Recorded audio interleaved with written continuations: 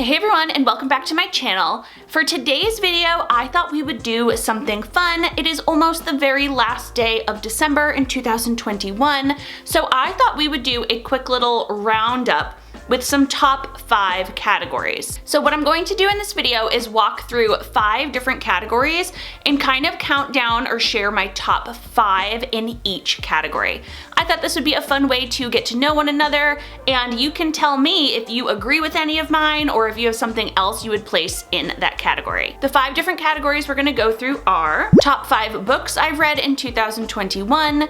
We're going to take a look at the top 5 videos that were viewed this past year on my channel. I'm gonna share my top 5 shows from 2021 in case you need a new show to watch. I'm going to share my top 5 TPT products that were sold in terms of units sold.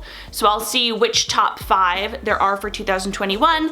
And I have a last category of like random top 5 miscellaneous items that I have loved using this past year. So if you're ready for this video, give it a thumbs up, subscribe to my channel, and let's get started.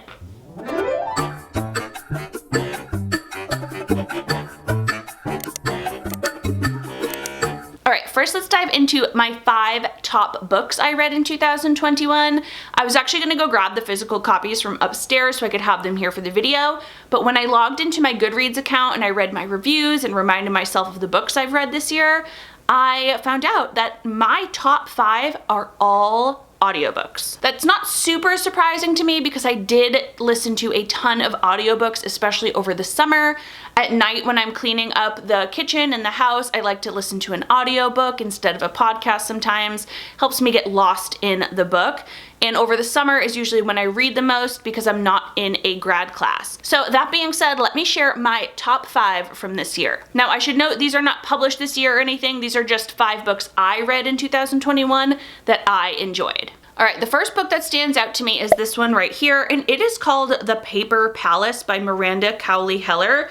And first, let me tell you, there are a ton of trigger warnings in this book, so please look up the trigger warnings for this story if it's something you want to try and read. But this book is beautifully, beautifully written, and I just got really into the characters right away. It was such a quote-unquote page turner, even though it was an audiobook for me, but I just wanted to, I want to say it was after like chapter 2 or something, I just wanted to keep listening. I wanted to keep finding out what happened, and it's just such a nuanced story with so many different emotions that you'll walk through. But yeah, trigger warnings. It's deep, it's kind of dark. There's a lot going on, but I thoroughly enjoyed listening to it. Book number 2 I loved is The 7 Husbands of Evelyn Hugo. Now, this is a Taylor Jenkins Reid book, who also wrote Daisy Jones and the Six, and me and some of my friends did a book club with Daisy Jones and the Six, and they said, if you love this book, Susan, you're going to love Evelyn. So you have to listen to it. And I was like, yeah, we'll see. But I ended up getting it as an audiobook, and I fell in love with this story. It is about this older woman named Evelyn Hugo who has 7 husbands, and the book kind of walks through her life from beginning to where she is now and talks about each of those different husbands in relation to her. But she is the main character. She's the star of the show. Love this book. The next one is The People We Meet on Vacation, and this is by Emily Henry. Now, when I chose to listen to this one, I actually listened to this first, but I guess she's the author of the very popular book called Beach Read. So I did end up reading both, and I guess I'm in the minority, but I liked People We Meet on Vacation way more.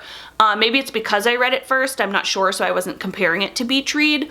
But it's essentially about this girl and boy best friend. Their names are Poppy and Alex, and they're both very different, and it's just like a sweet love story that talks about like 2 best friends, and are they going to fall in love? Are they not going to fall in love? If they, you know, start crossing that boundary into relationship, is it going to muddy the waters? I just thought it was a really fun, and it's definitely like a fun, easy summer read. So if that's something you're looking for, check that one out. And numbers 4 and 5 are actually from the same author, and he was a new to me author. He's extremely popular, but I hadn't read any of his books. So they're both by Frederick Bachman. One is A Man Called Uwe, and I only know it's Uwe. I would have said Ove or Ove because I listened to the audio. So A Man Called Uwe, and Anxious People. Now, A Man Called Ove, it had me just like crying and laughing and crying and laughing. It is about this really just grumpy old man, and I feel like everybody knows a man that's maybe not to the extent of Ove, but like they know somebody like him. And he's just this grumpy old man who sees like just pessimist through and through. He sees the wrong in everything that's going on. He doesn't understand kids these days. But then it kind of walks through his story and shares a little bit about why he is the way he is. And in the end, I at least just fell in love with him. He's just like a sweet old man. But it was a truly heartwarming story that, like I said, it would make me laugh and then it would make me cry and feel all the emotions. The other one by him called Anxious People, this was a totally different book. I've never read anything like it. And actually, many of the reviews that I read said that it is not like Fredrik Backman's other work, and since I've only read one, I didn't have it too much to compare it to, but I'm guessing that means a lot of his other works are more like A Man Called Ove and not like this. But in this book, it's actually about a bank robbery that happens, and then there are these people held hostage in a apartment, and now that sounds very like suspenseful murder mystery.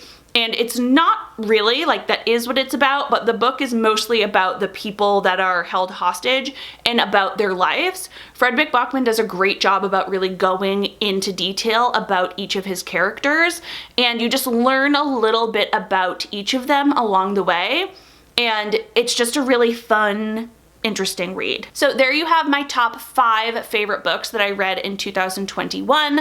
I did read about a dozen others, but those 5 were definitely my favorite. Let me know if you liked any of those, or if for some reason you like hated them. Let me know down in the comments. All right, let's go from books over to TV shows. So I was trying to think of all the shows I've watched. I do watch a lot of TV, and I kind of narrowed it down. I have 2 reality shows that I just love this year and honestly love most years.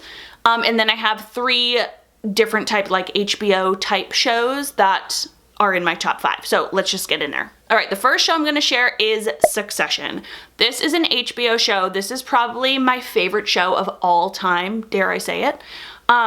It's just so good. In a really quick synopsis, it is about this crazy rich media mogul family whose dad is Logan Roy, and he's like nearing death, or he's just like really old, and everyone's always wondering which of his kids is going to take over the business. Now that's like a super simple rundown of the show, but it is just so well done.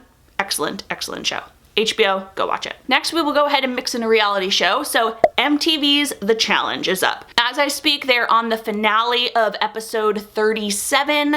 I'm really rooting for CT. He is my absolute favorite. I have watched this show for years, I think since it came out, back when it used to be Real World versus Road Rules. So I'm a huge fan. I love this show. They do like physical challenges. There's a little bit of drama. Love it. All right, next we have another HBO show. This was actually a mini series called White Lotus. Now, there were only 6 episodes, and this show was quirky, to say the least. There are some pretty explicit scenes, some explicit language, and it was just very different. The humor was really different, but I personally and my husband really enjoyed it. It is about a bunch of rich families who go to this resort in Hawaii, and while they're there, there's like a murder on the island. And again, the murder isn't really like the main focus of the show. You're just kind of going into all these people's lives and seeing why they're so horrible, because most of them are just horrible. If quirky humor and explicit scenes are your thing, go check it out. I think you'll like it. Back to another reality show, Real Housewives of Beverly Hills. Now, I have watched almost every single Real Housewife franchise from beginning to current day because I just love this type of reality TV show. It is something I can put on in the background while I work. I'm not like missing anything major, any plot twist. I'm just missing a bunch of women, you know, bickering at each other.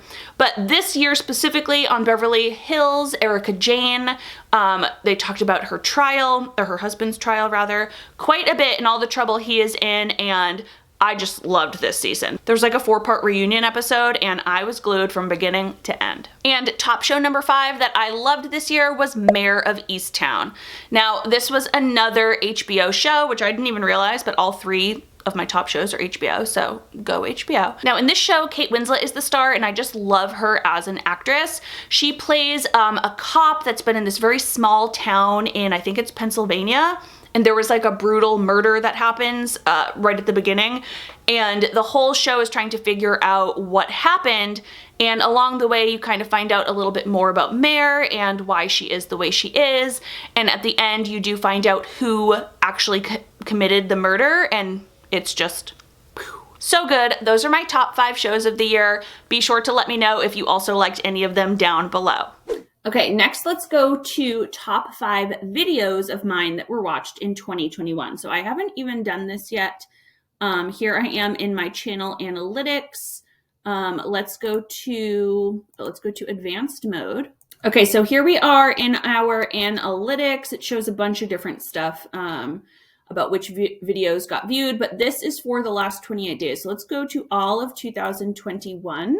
I have not even seen this yet, so let's see. Here are my videos. They're going to be the top 5 right here. 1, 2, 3, 4, and 5. Okay, my top 5 videos. We have How to Teach Sight Words, the Science of Reading. That was a very large video that kicked off this past year. I think that makes total sense because so many teachers like myself in the past year or two have been really looking into the science of reading and learning more about it. So in that video, I share just a little bit about how to teach sight words according to the science of reading. Another big video, my number 2 video, was sight word activities, this one right here. And this one just has some basic activities for how to teach sight words at home. These are not science of reading like specific. They're just simple activities that you could still apply science of reading practices to, but those are more basic activities with some freebies. My top video number 3 is always a random one. This is my Salem, Mass video. I used to live in Salem for a long time, and so I shared some of my favorite places to eat and go to in Salem, Mass in October, which is its most busy season. Next video was phonics and phonemic awareness activities for 1st and 2nd grade. I love this video. My number 5 video was how to create and upload lessons in Seesaw, a quick Seesaw tutorial for teachers. I published this in 2020, but it looks like it was still in my top 5 for 2021. So 2 sight word videos, a phonics video, a tech video for Seesaw, and a Salem, Massachusetts video. Top 5. All right, now let's take a look at the top 5 products that were sold in my TPT store from 2021. So I am here in my dashboard. If you are a TPT seller, you know what this looks like. It is currently showing me this month. So I'm not doing it by earnings because that will take into account how much everything costs. I want to see what units teachers are actually buying the most of from this past year. Let's take a look. This year, 2021. Number 1 is number sense activities for 0 to 20, those numbers. I'll show you what that product looks like, but 4,811 of them were sold. That's absolutely crazy. Number sense activities, that's this one right here. Numbers 0 to 20, I love this unit. Big fan of this unit. Obviously, other people are too. Love it for kindergarten and 1st grade. Phonics poems. Oh, I've had those since 2014. Let me see my phonics poems, just so you can quickly see what each of these are. Phonics poems, grades K through 2. Last year in 2020, I added a digital version as well, but there are 79 different poems in here. With visualization sheets, as well as real or nonsense and like extension activities as well. So that's number 2. Number 3 is telling time games. That one I always find so funny. This is just one of my print and play games that I have in a much larger unit, but there must not be too many games for telling time. So this little unit here includes 6 different print and play games that I made specifically for grade 1. Number 3, decodable sentences, my literacy intervention passages. These are new this year. All 3 of those other things have been around for a while, but this is new this year. There are over 100 intervention sheets, and each one has 5 different parts here. The skill is up here in the corner, so this is like short A for CVC words. Students will have to review sounds first, then they will review CVC words, then they will review CVC words within a decodable sentence, all again with short A. Then after they read 3 sentences, they will write down 2 words that their teacher says to them, and then they will choose one of the sentences above and illustrate it to help show comprehension. And then I have some teacher sheets for each and every skill too. I love this brand new unit that I made, so I'm happy other teachers are liking it too. That's number 4. And another random one, opinion writing unit. I'm literally doing this live with you, so not live, but you know what I mean. Here it is on TPT. Number 5, I guess teachers need help with opinion writing. So I'd be interested, have you purchased any of these 5 this past year for me? I think that's so funny. So in this one, it's just a writing workshop type unit where we follow a I do, we do, you do type writing model. But all of my writing resources are very structured. So it has like little lessons for you to do, activities for you to do, and all sorts of fun stuff. So yeah, that's my top 5. Number sense, phonics poems, telling time, decodable sentences, and writing unit. We have a little bit of everything, reading, writing, and math. All right, and last but not least, let me share 5 of my favorite random things that I've used a lot this past year. First up is this Always pan right here. It is a non-stick pan, and it actually comes with this really cool steamer basket and a wooden spoon as well. Now this was pretty pricey for a pan, but I have used it I think every single day since I have purchased it, and the quality is phenomenal. I found out about this pan from my younger sister who was getting one for our other sister who moved to New York, and when I looked it up, I was like, oh, I think I want one for myself too. All my other nonstick pans have always gotten ruined in the past, which I'm sure is user error. I'm sure I'm doing something wrong, but so far, so good. I love this one. I also got it in that coral color, which I think is really cute. All right, number 2 on random things I love is the Supergoop Unseen Sunscreen. Now, this is SPF 40, and I use it every single day. It is a mineral sunscreen, and it's super, super light on your skin. It feels like it just like absorbs right in. And I have sensitive skin, and this does not break me out, which is a godsend because like any sunscreen I try to use on my face, I just get immediately like broken out. This is also expensive, but well worth it to me. Number 3 are these bath bombs right here. This is called Life Around Langels. I actually have no idea how to say that, so please ignore all that. But my father-in-law got me these bath bombs last year, and I have used them so many times. I think this is my 3rd restock for the year. This pack in particular comes with 12 different scents, and they are all very colorful, and they have like the dried, fruits or dried herbs inside them.